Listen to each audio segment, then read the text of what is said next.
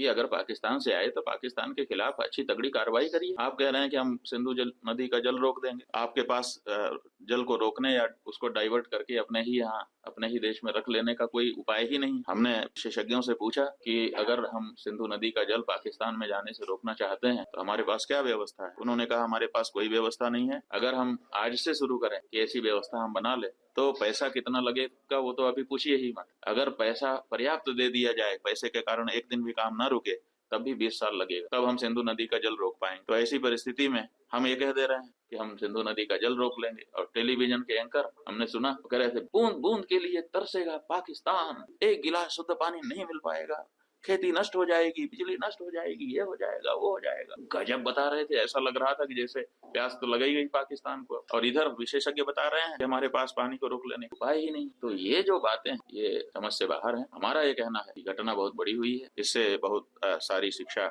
समझ लेने की आवश्यकता है, सबक लेने की आवश्यकता है।